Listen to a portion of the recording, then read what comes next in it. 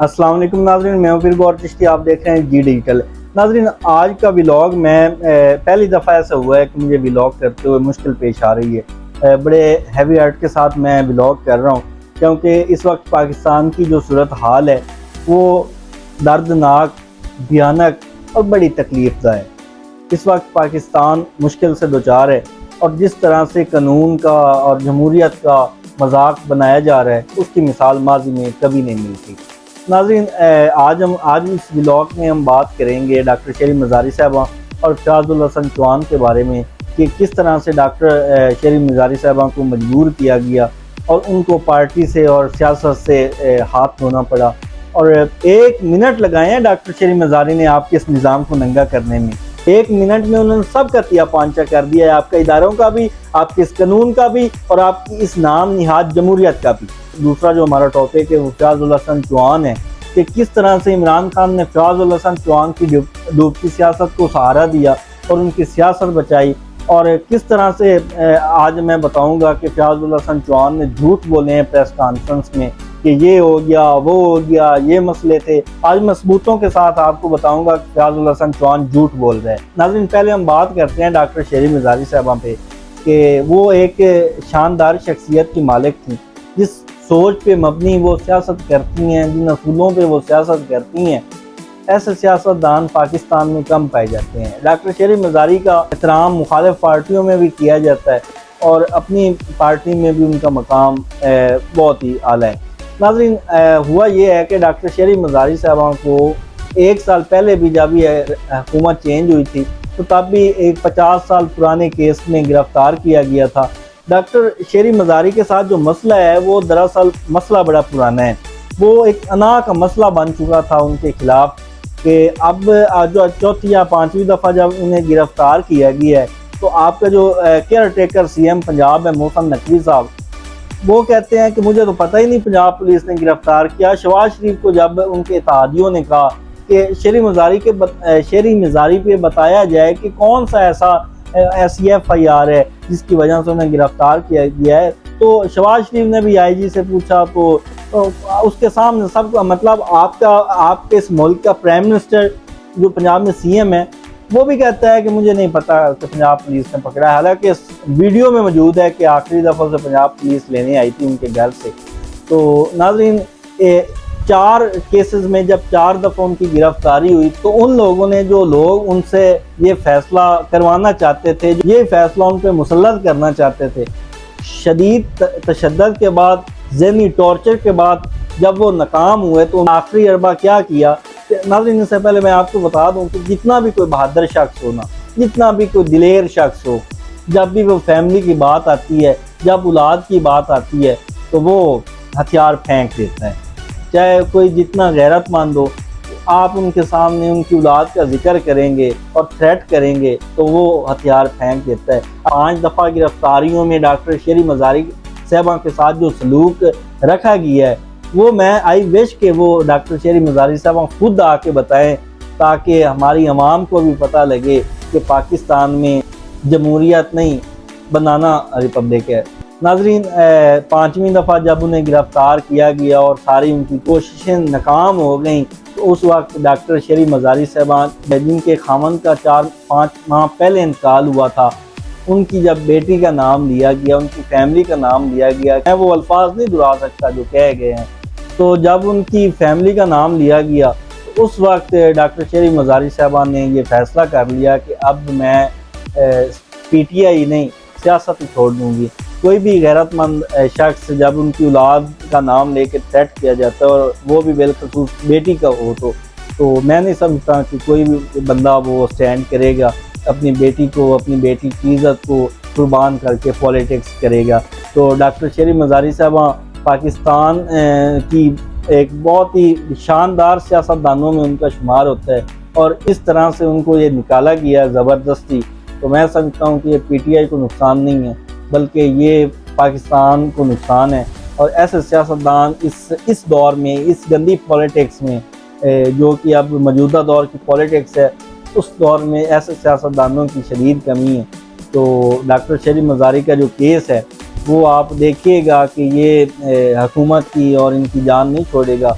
क्योंकि ये बातें अब बाहर आएंगी और सबको पता चलेगा कि ये जो जमहूरियत के नारे लगाने वाले, जमहूरियत के पीछे काले जमूरे हैं, वो किस कदर आपके शहरियों को हरासा करते हैं।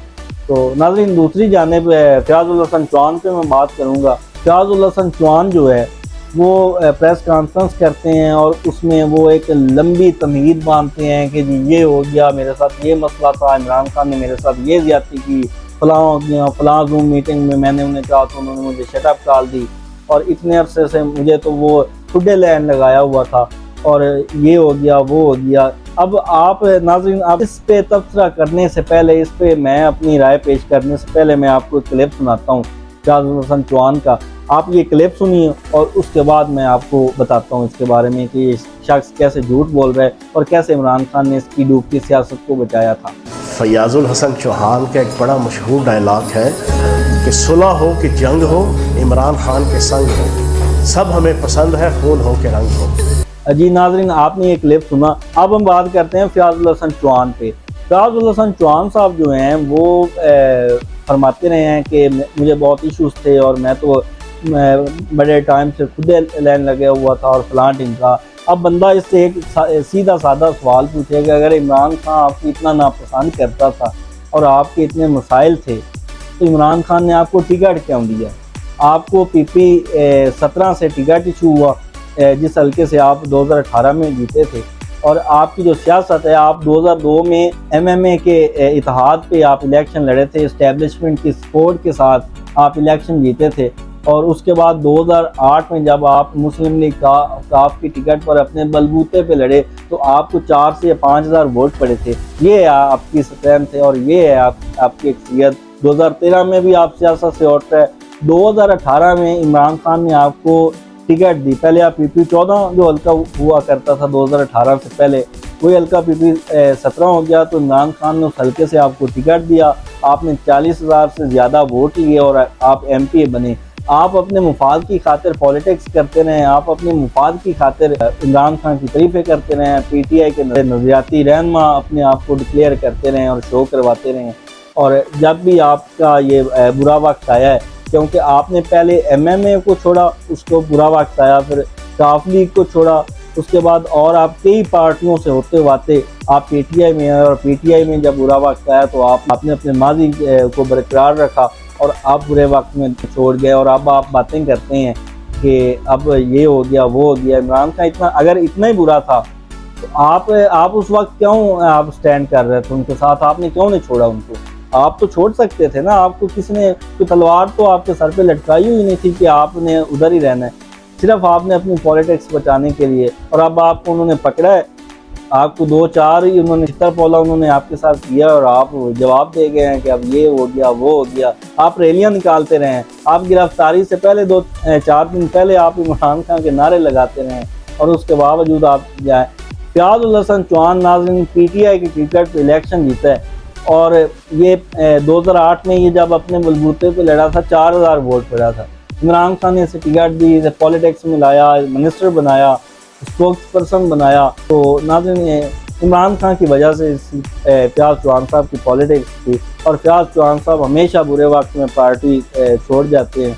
और मैं समझता हूँ कि ऐसे लोग जब भी किसी भी पार्टी, कोई भी पार्टी ने ऑन करेगी तो उसका नतीजा यही होगा, चाहे वो इमरान खान हो चाहे नवाज शरीफ हो। जब तक ये लोटों की सियासत को, ये लोटे सियासतदानों का रास्ता नहीं रोका जाएगा तो इस तरह से ही होगा कि बुरे वक्त में आपको छोड़ जाएंगे। और इन्हीं लोगों की वजह से आप अपने नज़रियाती और मुखलिस लोगों को बाईपास करते हैं, उनकी हक तलफी करते हैं और इन लोगों को आप आगे लाते हैं। और जब मुश्किल वक्त आता है तो आपके वही लोग आपके साथ स्टैंड करते हैं और जिन लोगों को आपने नवाजा होता है वो आपको छोड़ जाते हैं, क्योंकि वो नज़रियाती नहीं मुफादी होते हैं। तो नाज़रीन, आप फ़याज़ुल हसन चौहान के जितने भी उन्होंने ये क्लेम किए हैं, उनका एक ही मेरे पास एक ही सवाल है कि अगर आपको इतने इशू थे तो आपने PTI के साथ रहना पसंद क्यों किया? अगर इमरान खान इतना ही आपसे नाराज़ था तो आपको इमरान खान ने टिकट क्यों दिया? वो तो टिकट ही ना देते अगर नाराज़ होते तो। उन्होंने आपको टिकट दिया पंजाब असम्बली का, तो उसके बावजूद अब वक्त आया है तो अब आप झूठी स्टोरियाँ बनाते हुए आप कह रहे हैं कि ये हो गया वो हो गया। तो जब आप इतने ही आप सच्चे होते तो आप जब जूम मीटिंग्स में बकौल आपके वो बातें होती रही हैं तो आपने छोड़ा क्यों नहीं? क्योंकि आपके मुफाद आपको अपना मुफाद अजीज था। अब क्योंकि आप देख चुके हैं कि ये जो भार है वो बर्दाश्त नहीं हो रहा, तो अब आप पतली गली से निकल रहे हैं और कह रहे हैं कि वो पीटीआई वाले ये है वो है। मैं कतई तौर पे पीटीआई का तर्जुमान नहीं हूँ, ना मैं कोई पीटीआई का स्पोक्स पर्सन हूँ।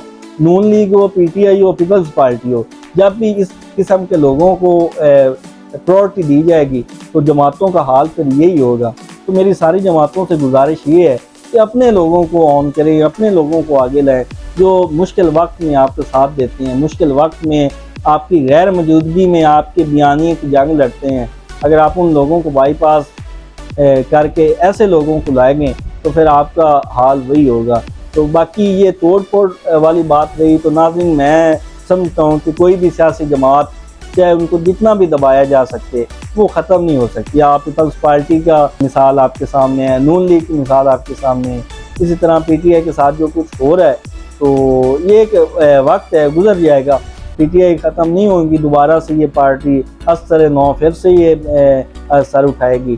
तो देखते हैं क्या होता है। बहरहाल फयाजुल हसन चौहान ने जाते जाते जो एक अपना जो भरम वो एक बाकी था वो गंवा बैठे हैं और अब फयाज चौहान का जो फ्यूचर है वो ताबनाक है।